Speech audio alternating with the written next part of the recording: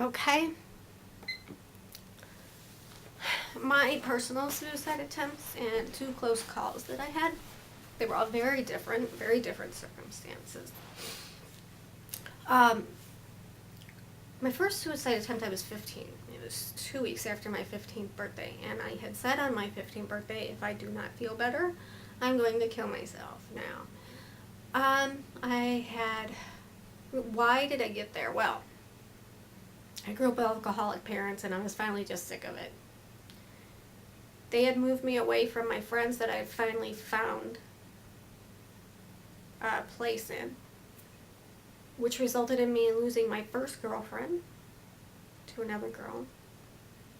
I had found some new friends, but I still felt lonely, and there was this strange undercurrent of depression and yet romanticism about the depression. And there were days where I didn't move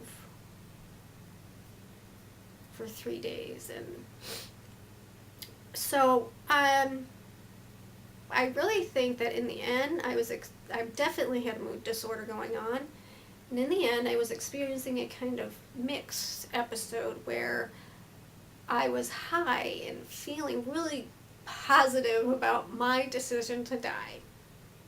And I was really irritated when a friend called, and out of some weird sixth sense, she was like, "What have you done? You just sounded weird yesterday. You've taken some pills, haven't you? What have you done?" And I'm like, I have to go back to my bath. My water's getting cold. And yes, I had taken pills. I did intend to die. And I did the weirdest things. I did it textbook. I got up, I cleaned my room, I dusted, I vacuumed, I folded my clothes, did all my laundry, put everything away neat, organized everything in my room. I gave stuff away that my brothers had wanted. I believe I wrote a note or two, and I put on my favorite outfit, did my makeup, did my hair.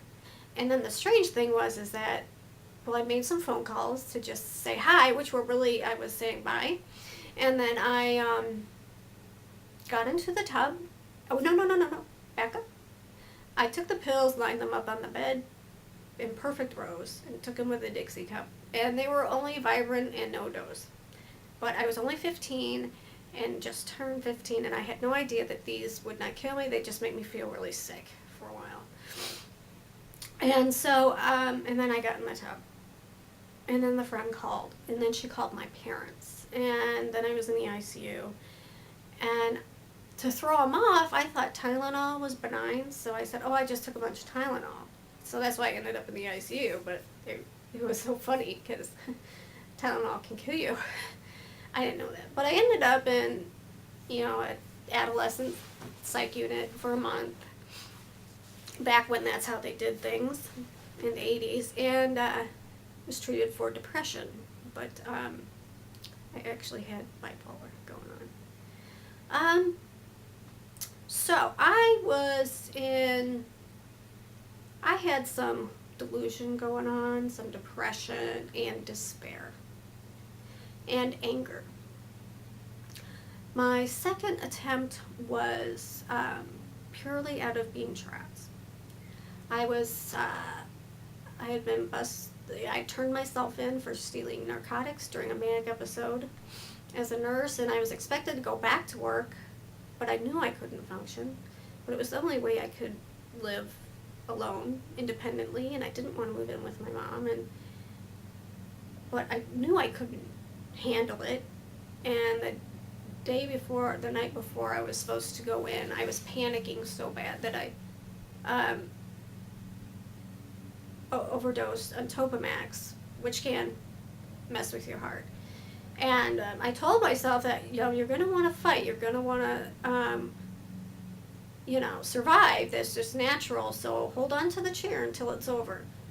But, self-preservation took over, and I called my mom. She called the ER, the 911, and I ended up in the ICU and then in the hospital again. And I ended up living with my mom after that. My close calls, the one close call is very scary.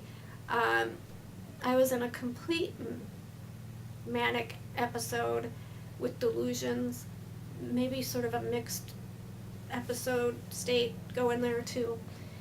And it all led up to where I believed I had a suicide pact with a friend when we were 17, and she shot herself in front of me. This is not true. This is called a delusional memory. And she was waiting for me on the other side, and I needed to just follow through with this. And she would be there, and we'd be happy and live happily ever after. I don't, on the other side. And there were guns in the house, because my stepdad does collect guns. And so I was the day before I was going to do that, and my therapist caught on that I was not with it, that I was off. So, and then they ended up with my mom coming in and challenging some of what I was saying. That no, I had never been in San Diego. I had, no, we didn't live there then, so that could not have been happening. And I realized that my mind had convinced me of things that were not true and was actually trying to kill me by getting me to kill myself. That was terrifying to come out of that and find out. I hope to God it never happens again. My other close call was during a very typical mixed episode where I was, I didn't sleep for 2 weeks, and that was the main thing. I was physically hyper, restless, walking the streets in the middle of the night. My mind was racing, but they were all negative, terrible, negative, you're awful, you're evil, you should go back to hell thoughts. And I just wanted some peace and quiet in my head. And I was exhausted, and I just wanted some rest.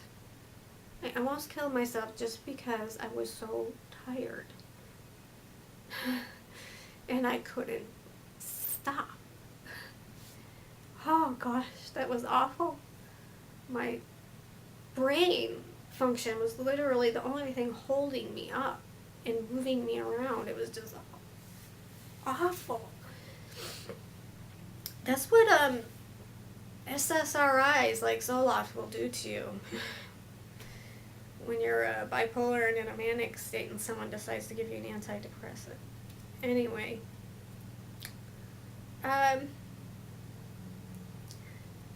those are my personal experiences. I'm going to have one more on suicide, and hopefully it's going to be just a brief one about the basics of what to do when you or someone you know is talking about suicide or thinking about suicide.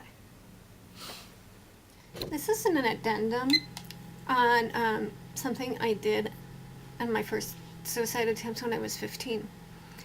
As when I had made the decision, if I don't feel better in 2 weeks, I'm going to kill myself, I purposely behaved like I felt fine.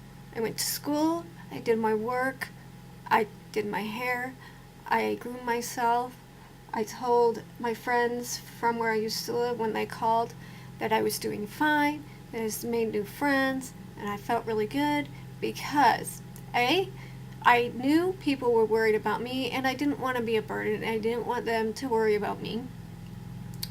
I didn't like weighing them down. And I knew it would almost be over for them because I would be dying soon. And the other reason is I didn't want them to find out what I was planning because I was afraid if they found out, they would stop me.